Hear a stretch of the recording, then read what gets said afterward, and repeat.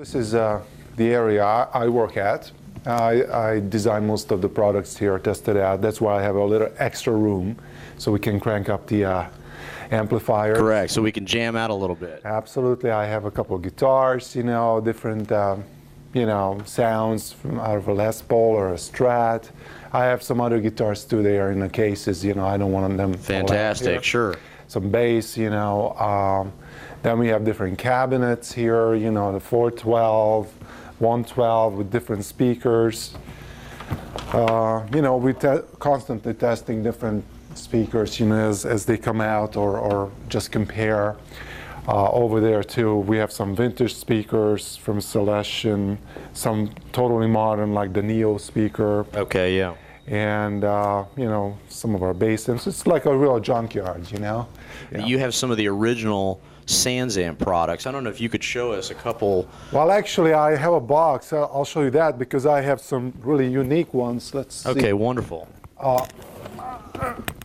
Those are more like prototypes, but I think I have somewhere the very first one.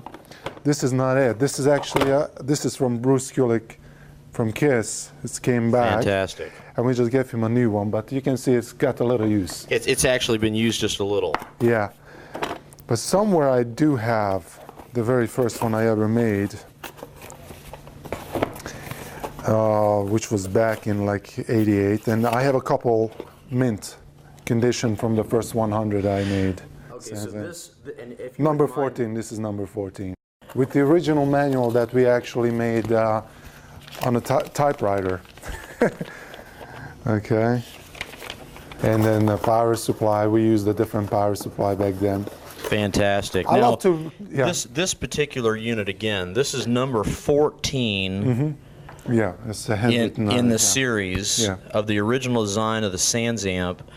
Now, this particular product, I don't know if you, while we're talking about this, tell us a little bit about the history of the SansAmp product and how you started with Tech 21. Right. Well, it came about being a musician. You know, I was playing guitar and did some recordings, you know, and we were doing recordings in Manhattan, and every time we recorded tracks, it took like 2 hours, you know, to get sound. Correct. Get a good sound. And many times we booked the studio for 2 hours or 3 hours, so by the time you were ready to lay down some tracks, it was over. Right. So I said, it must be an easier way, you know, to get a consistent good sound, you know, that you can rely on. And I was working back then as a repair technician in Manhattan, you know, repairing tube amplifiers and guitar gear. So I started to develop this concept. Okay.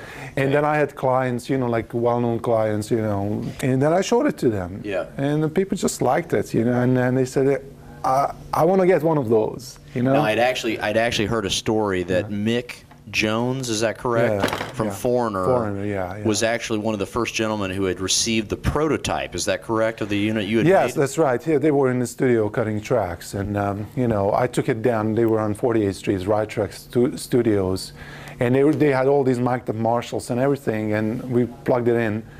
And the rest is history. Yeah, and it was like, wow, I can't believe it's coming out of that little box, you know. I went down to Sam Ash on 48th Street and said, like, hey, you guys, I've been selling this stuff, you know, on my own. Like, do you want to try to sell it? Right. And they said, how much is it? And I said, like, it's about $250, $300. They said, a little better like this. Right, exactly. Are you joking?